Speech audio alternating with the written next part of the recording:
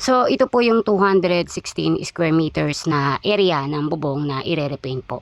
So, ang unang step na gagawin po is kailangan na tanggalin yung mga lumang tech screw and then lalagyan siya ng bulkasil and then after that kailangan po siyang pahiran ng rust converter and then kailangan po nasan din yung bubong, papahiran din siya ng paint thinner kasi yung paint thinner, ang purpose din po niyan, hindi lang dahil panghalo siya sa mga primer, sa mga red oxide, sa mga enamel, pwede rin po siyang makatanggal po ng mga kalawang. So after po pahiran, saka lang po siya a-applyan po ng red oxide pang primer bago po siya i-top coat ng preferred po na kulay. So yung mga kulay na katulad ng red, katulad po ng brown, katulad ng gray, yan po yung mga murang klase po ng pintura. Kapag matitingkad po na klase ng pintura, either po sa pang wall or pang roof, is mas mura po yung mga ganong kulay, yung red, yung choco brown, pero yung mga brighter, yun po yung mas mahal. So dito naman po sa duktungan ng yero, dahil pa letter L siya, so sa gitna nun, meron po siyang nagduduktong sa kanila, meron siyang gutter sa gitna.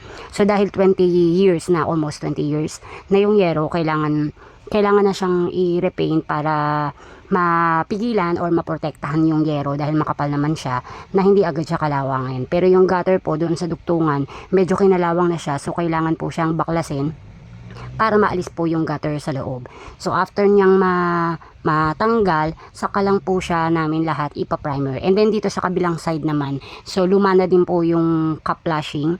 Nag-customize po kami ng cup flashing. So anyway, meron po akong previous vlog about sa mga plain sheet na ginagawa pong flashing, para kung gusto nyo pong, halimbawa magre-repaint po kayo ng bubong at gusto nyo pong palitan yung mga flashing, para may idea kayo kung ano yung mga pangalan, kung ano yung mga tawag sa mga flashing, kasi maraming klase yan. May end flashing, may cup flashing, meron pong wall flashing, so merong side flashing, so marami siyang klase.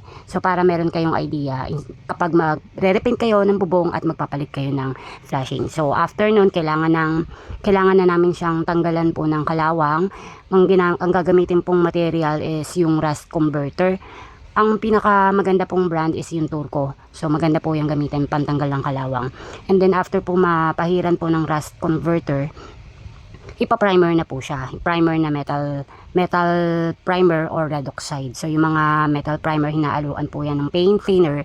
And then after po patutuyuin yun, saka po siya itatop coat. So red na po yung napili namin, Spanish red ng Boysen. Roof guard.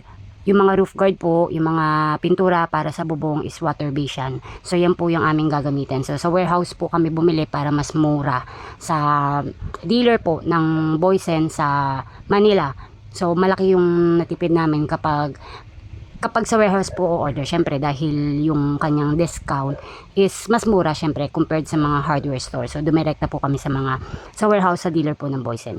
So yan po yung mga procedure na ginawa namin sa pag-repaint po ng bubong. So ang mga kontrata sa mga ganitong klase po ng trabaho ay hindi basta-basta yung labor, dahil medyo may kamahalan, dahil risky syempre yung pagpipintura ng bubong, dahil hindi siya pwedeng gawin sa kainitan ng araw. Ang time limit nila sa paggawa, kailangan dapat mas maaga, at least mga 6 AM to 10 AM, and then magpapahinga sa tanghaling tapat, and then babalik sila ng 3 to 6 habang may araw pa, dahil hindi kayang gawin ng sobrang init ng araw.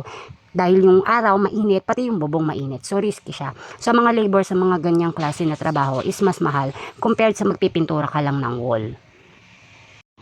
So ang estimate po namin more or less mga 2 weeks bago matapos yung ganitong pong trabaho. At kung gusto nyo pong malaman yung quotation ng mga materials, feel free to message me or direct message me sa aking FB Santos M. Dali, and dito sa aking TikTok Ate Dal.